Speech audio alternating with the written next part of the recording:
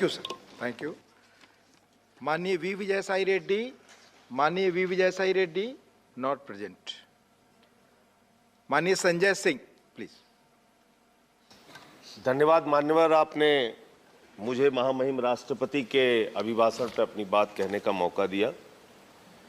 मान्यवर, जब मैं महामहिम राष्ट्रपति जी का अभिभाषण पढ़ रहा था तो मुझे लगा कि इतनी बड़ी बड़ी बातें इस भाषण में सरकार के द्वारा महामहिम जी के माध्यम से कहलवाई गई है, जिसका वास्तविकता से कोई लेना देना नहीं है। जमीन पे आप ठीक विपरीत काम करते हैं और जब महामहिम राष्ट्रपति का अभिभाषण करवाते हैं तो आप श्रेष्ठ भारत, एक भारत, सबका साथ, सबका विकास और अमृत महोत्सव की चर्चा करते हैं। मान्यवर, मैं बड़ी विनम्रता पूर्वक आपके सामने सरकार से पूछना चाहता हूं, आप देश के महापुरुषों को याद कर रहे हैं, बहुत अच्छी बात है, याद कीजिए, लेकिन आजादी के 75वें अमृत महोत्सव में, आजादी के 75 वर्ष पूरे होने पर अगर महामहिम राष्ट्रपति के अभिभाषण में गांधी जी की भी चर्चा कर देते तो आपको शर्मिंदा होना पड़ता, आपका सर शर्म से झुक जाता। अहिंसा के पुजारी राष्ट्रपिता महात्मा गांधी को धर्म संसद बुलाकर उत्तराखंड में अपमानित किया जाता है मान्यवर, मध्य प्रदेश में अपमानित किया जाता है मान्यवर, छत्तीसगढ़ में अपमानित किया जाता है मान्यवर। मैं कहना चाहता हूं, अगर यह सरकार गोडसे की विचारधारा पर चल रही है तो मुझे कुछ नहीं कहना, लेकिन अगर गांधी के प्रति जरा भी सम्मान है तो उन लोगों के खिलाफ मुकदमे दर्ज करके उनको जेल के सीखचों के पीछे डालना चाहिए। यह राष्ट्रद्रोह है मान्यवर। बापू का अपमान हो रहा है। दुनिया के किसी देश में चले जाइए, आप कहते हैं हम भारत से आए, लोग कहते हैं गांधी जी के देश से आए। उस महात्मा गांधी का अपमान इस देश में हो रहा है मान्यवर, आजादी के 75वें साल में, और सरकार खामोश, प्रधानमंत्री जी खामोश, कोई उसकी चर्चा नहीं करते, क्योंकि कहीं ना कहीं भारतीय जनता पार्टी जिस विचारधारा से आती है वो विचारधारा गोडसे को महिमा मंडित करने की विचारधारा है, गांधी के विपरीत काम करने वाली विचारधारा है। दूसरी बात मान्यवर, सबका साथ सबका विकास का जिक्र किया गया। एक तरफ आप सबका साथ सबका विकास का जिक्र करते हैं, दूसरे तरफ आपके नेता उत्तर प्रदेश के मुख्यमंत्री कहते हैं, आदित्यनाथ जी भाषण देते हैं, यूपी का चुनाव 80 और 20 पर होगा, 80 और 20 पर होगा।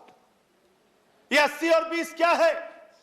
मैं आपसे पूछना चाहता हूं बड़ी विनम्रता पूर्वक, वो कोरोना की महामारी में जो लाखों लोग मारे गए वो 80 में आते हैं कि 20 में आते हैं? वो किसान जो 1 साल तक सड़कों पर बैठा रहा, 750 किसान शहीद हो गए, वो 80 में आते हैं या 20 में आते हैं? वो खुशी दुबे उत्तर प्रदेश की बेटी जो 1.5 साल से जेल में सड़ रही है, वो प्रभात मिश्रा जिसका फर्जी इनकाउंटर हो गया, वो हाथरस की बेटी जिसको रात में 2 बजे जला दिया गया, वो नौजवान जो लाठियों से पीटे जाते हैं मान्यवर, वो 80 में आते हैं या 20 में आते हैं? ये 80 और 20 में हिंदुस्तान को बांटना बंद करो, गरीब बच्चों के फीस पे चर्चा करो, तरक्की पर चर्चा करो। आप किस ओर हिंदुस्तान को लेकर जाना चाहते हैं? क्या आप करना चाहते हैं? आपने श्रेष्ठ भारत कहा, 17वें पॉइंट को मैं पढ़ रहा था मानो, श्रेष्ठ भारत, और इस श्रेष्ठ भारत के साथ आप क्या कर रहे हैं? माननीय गृह मंत्री जी बयान देते हैं मुजफ्फरनगर में जाके, दंगे याद है ना? हाँ, आप 4 मिनट बोल चुके हैं मान्यवर। प्लीज, जिसके एक मेंबर है, जिसके एक मेंबर है, एज पर रूल्स जा रहा हूं, please as per rules, 10 as per rules, नहीं मेरे साथ न्याय कीजिए सर, एज पर रूल्स। मैंने आपका नाम लेट से आया, मैं आपको अवसर दे रहा हूं। एक मेंबर है, अगर आप नहीं, अगर आप, मैं उस पर बहस नहीं करना चाहता, मैं रूल्स के अनुसार आपको मौका दे रहा हूं, नहीं तो मैं दूसरे किसी को आमंत्रित करूंगा। 2 मिनट में करें, आपको ऑलरेडी 4 मिनट बोल चुके हैं। प्लीज मान्यवर, मैं बड़ी विनम्रता पूर्वक आपसे कहना चाहता हूं, हमारे देश के गृह मंत्री, इस भाषण में श्रेष्ठ भारत की बात कही गई, वो भारत श्रेष्ठ है, श्रेष्ठ था, श्रेष्ठ रहेगा, लेकिन उस श्रेष्ठ भारत को आप दिन रात पाकिस्तान से डराते हैं।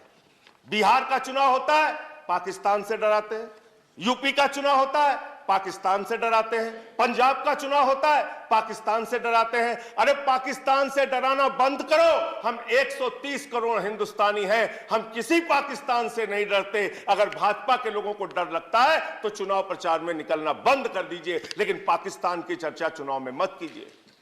मान्यवर, मैं पूरा भाषण पढ़ रहा था, किसानों का जिक्र आया, गरीब कल्याण योजना का जिक्र आया, आपने उसका बजट न्यूनतम कर दिया। इसका मतलब मार्च तक गरीबों को मुफ्त राशन मिलेगा।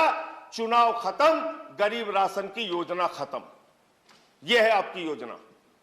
हम सारे लोग श्रेष्ठ भारत को मानते हैं, भारत माता की जय लगाते हैं, लेकिन भारत माता, मैं कंक्लूड कर रहा हूं सर, भारत माता की जय तो तब होगी जब उस मां के 130 करोड़ बच्चे, हिंदू हो, मुसलमान हो, सिख हो, ईसाई हो, अगड़ा हो, पिछड़ा हो, दलित हो, सवर्ण हो, जब सब खुशहाल रहेंगे, एक साथ मिलकर चलेंगे, तब भारत माता की सही मायने में जय होगी। जब गरीब बच्चों को अच्छी शिक्षा मिलेगी मान्यवर, अच्छा इलाज मिलेगा मान्यवर, तब ये देश, जब किसान को उसके फसल का दाम मिलेगा, तब भारत माता की जय होगी। इसलिए जो भाषण में आपने लिखा, जो बात आपकी सरकार की ओर से कहलवाई गई और जो आपका कर्म है, उसके बारे में एक ही बात कहना चाहता हूं कि तू इधर उधर की ना बात कर, ये बता कि काफिला क्यों लुटा। मुझे रहजनों से गिला नहीं, तेरी रहबरी पर सवाल है।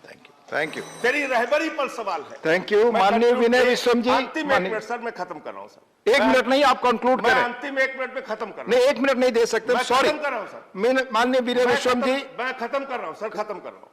मैं सिर्फ आपसे यही कहना चाहता हूं, आपके माध्यम से सरकार से निवेदन करना चाहता हूं, चुनाव मुद्दों पर लड़िए, देश का माहौल मत बिगाड़िए, देश को नफरत की आग में मत झोंकिए, देश को इस चुनाव को माननीय विनय विश्वम, कराइए। माननीय विनय विश्वम, इस पूरे प्लीज चुनाव स्पीक में यूपी ओनली